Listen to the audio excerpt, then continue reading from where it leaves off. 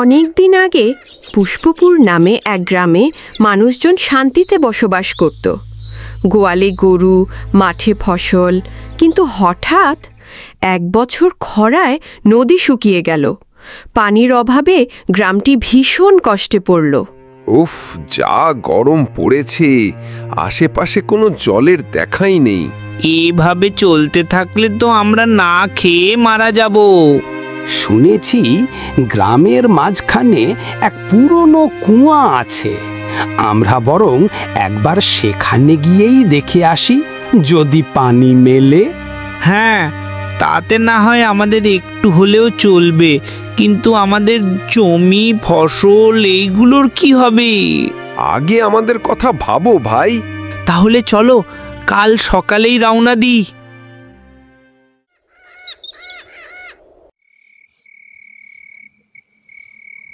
দাদিমা, গ্রামের মাঝখানে নাকি এক কুয়া আছে? হ্যাঁ, তা আছে বটে, তবে ওই কুয়ো এখন জল পাওয়া যায় না। কেন দাদিমা? কাল তো সবাই যাবে ওই কুয়ার সামনে জল আনতে। কিন্তু জল পাবে কি না সন্দেহ।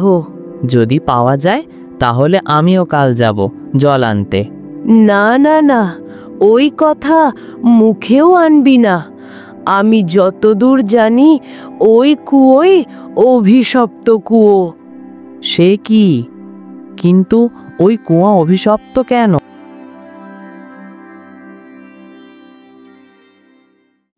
মা, মা আমাকে একটু জল দেবে গো। গলাটা একেবারে শুকিয়ে যাচ্ছে। জল চাই?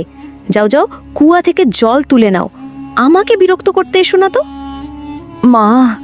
মা গো, একটু দয়া করো মা, আমি আর পারছি না। আরে এই বুড়ি, বললাম না কুয়া থেকে জল তুলে নাও, তবুও কেন বিরক্ত করছো? তুমি আমার সাথে এই আচরণ করলে আমি তোমাদের অভিশাপ দিচ্ছি। না এই কুয়োয় জল থাকবে, না তোমরা জল পান করতে পারবে। তোমাদের গ্রামের মানুষ জলের অভাবে ছটফট করবে। একটু আগে জলের অভাবে গলা দিয়ে কথা বেরোচ্ছিল না, এখন কিনা অভিশাপ দিতে এসেছে। যাও যাও, তুমি তোমার কাজে যাও। তোমার অভিশাপে আমাদের কিছু হবে না, যত সব। সেদিনই বৃদ্ধা মহিলাটি সেখানেই মারা যান। আর তারপর থেকেই কুয়োটি অভিশপ্ত হয়ে যায়। হ্যাঁ, খবরদার ওই কুয়ার দিকে এক পাও ফেলবি না। আচ্ছা দাদিমা, ওই কুয়ার অভিশাপ কাটানোর কি কোনো উপায় নেই? উপায় আছে কিনা জানি না, তবে ওই দিন বৃদ্ধার আর্তনাদের কারণেই ওই কুয়ো অভিশপ্ত হয়েছিল। সে কি? তারপর থেকে কেউ আর ওই কুয়ার সামনে যাওয়ার সাহস করেনি। দাদিমা, তুমি কোনো চিন্তা করো না, আমি কি একা যাব নাকি? তাছাড়া আমাদের জন্য তো জল আনতে হবে, বলো।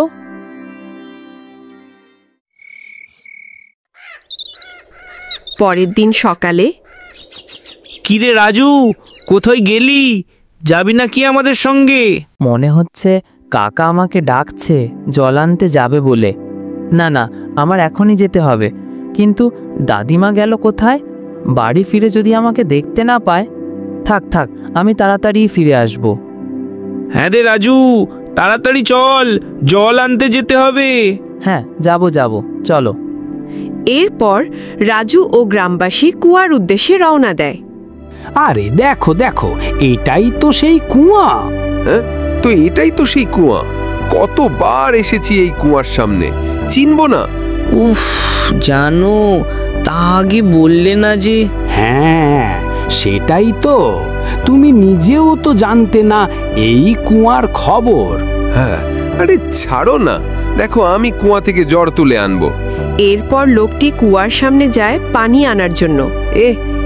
এ কি, কুয়াতে এক ফোঁটা জল নেই? জল নেই? সব গ্রামবাসী হতাশ হয়ে পড়ে। তখনই কুয়া থেকে এক আওয়াজ বের হতে থাকে। এ কিসের আওয়াজ হলো রে ভাই? কে কে কে আছো ভেতরে? তখনই ডাইনি কুয়া থেকে বের হয়ে আসে। তোরা আবার এলি? আজ আর কেউ পালাতে পারবি না। এবার আমি তোদের সবাইকে শেষ করব। গ্রামবাসীদের চোখ ভয়ে লাল হয়ে উঠল। আরে দেখছো কি?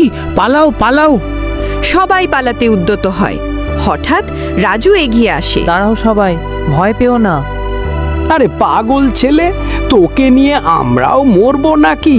পালা পালা! রাজু যক্ষা ডাইনিকে বলে, দেখো ডাইনি, আমরা তোমার কোনো ক্ষতি করতে আসিনি। আমরা শুধু জল নিতে এসেছিলাম, কিন্তু যখন জল পেলাম না তখন আমরা ফিরে যাচ্ছি। তোমার কোনো ক্ষতি করব না আমরা। ক্ষতি? ক্ষতি তো আমি তোদের করব। তোদের বলি দিয়েই আমি আমার যক্ষিণীর রূপ পূর্ণ করব। তুমি আমার ক্ষতি করো, কিন্তু বাকিদের তুমি ছেড়ে দাও। বাকিদের কিছু করো না।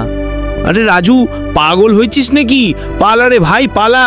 ওর সাথে দাঁড়িয়ে থেকো না। তুইও মরবি, আমাদেরও মারবি। চল চল পালা, দেরি করিস না। এত সাহস! তুই কি জানিস আমি কে? আমি এই কুয়ার রানী। আমি হব সর্বশক্তিশালী যক্ষিণী। তোর মতো ছোট্ট ছেলের প্রাণে তো আমার কিছুই নয়। আমি চাই তোদের সবাইকে বলি দিতে, যেন আমি পৃথিবীর সবচেয়ে ভয়ঙ্কর শক্তি হয়ে উঠতে পারি। ডাইনি যখন রাজুর সাথে কথাগুলো বলছিল, গ্রামবাসীরা তখন আড়ালে লুকিয়ে পড়ে, যার কারণে ডাইনি তাদের দেখতে পায় না। আরে, এই মানুষগুলো গেল কোথায়? পালালো নাকি? যাই হোক, তোর মতো একজন সাহসী ছেলেই আমার বলি দেওয়ার জন্য যথেষ্ট। দাঁড়াও, তুমি যদি আমাকে মেরে ফেলতে চাও তবে আমি আমার শেষ ইচ্ছে জানাতে চাই। শেষ ইচ্ছে? তা বল না, আমি তোকে বলি দেওয়ার জন্য প্রস্তুত। আমি চাই এই কুয়া আবার জলে ভরে উঠুক, যেন গ্রামবাসীরা আর তৃষ্ণায় কষ্ট না পায়। এই ইচ্ছে? তা হবে। তোর রক্ত দিয়েই এই কুয়া ভর্তি হবে। ঝোপের আড়াল থেকে গ্রামবাসীরা সব দেখছিল, কিন্তু কেউ কিছু করতে পারছিল না। ডাইনি রাজুকে বলি দেওয়ার জন্য প্রস্তুত করল। আমরা পরবর্তী অংশে গল্পটির আরও জানব।